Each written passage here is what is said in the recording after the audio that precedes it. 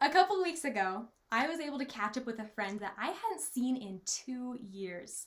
I was so excited. I love hanging out with my friends.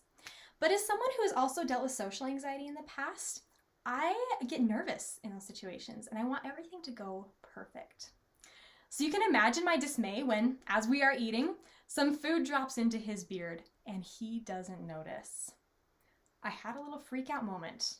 What do you do in that situation? Do you tell him, hey, you've got some food in your beard? Or do you just hope that he notices on his own and takes care of it without things being awkward? We're going to come back to that story in a minute, but what I'm here to talk with you about today is the difference between being kind and being nice, and to convince you that the world needs more kindness and less niceness. Now, the words kind and nice are used pretty interchangeably in the world today. So what is the difference? For that, I turned to the Merriam-Webster dictionary and found these two definitions that I hope you'll find interesting as well. Let's start with the definition of being kind. Kindness is the disposition of being helpful, sympathetic, and forbearing. You'll notice that this definition is focused outward on other people. Let's contrast that with the definition of niceness. Okay, to be nice is to be polite or socially acceptable or pleasing. Where is the focus of this definition? It's not on other people. It's on me and how people perceive me. The world needs more kindness and less niceness. So let's go back to that situation with my friend. The nice thing, maybe pleasing for me, would have been to just not say anything and hope that he notices it on his own. The kind and sympathetic thing would be to let him know in a kind way so that he's not embarrassed in the future. We're going to talk about two reasons today that the world needs more kindness and less niceness.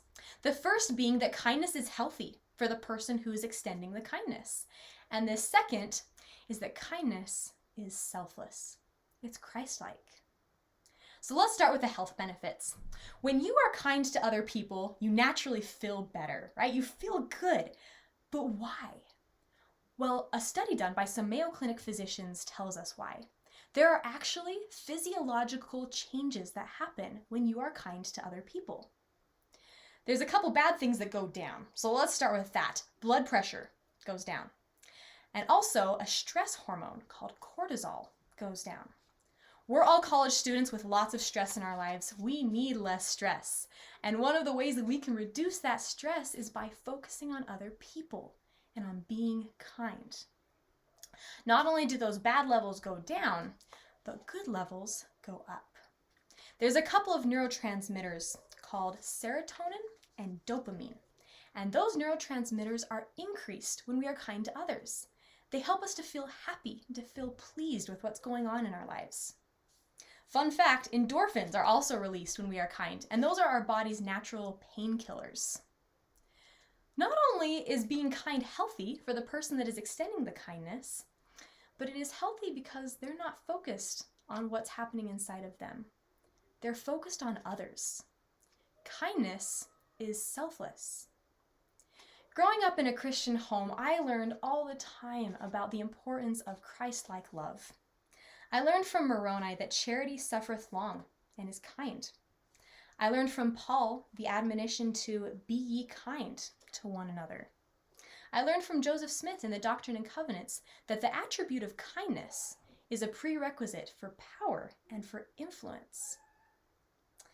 The ultimate example of kindness, of course, is our Savior Jesus Christ. And whether you see him as a religious figure or as a historical figure, it is indisputable that he changed the world. And how? It wasn't by being socially acceptable or polite. In fact, most of the time he was condemned for being the opposite. But it was because he was kind. He was sympathetic, forbearing, and helped other people to become more than what they currently were. That is kindness.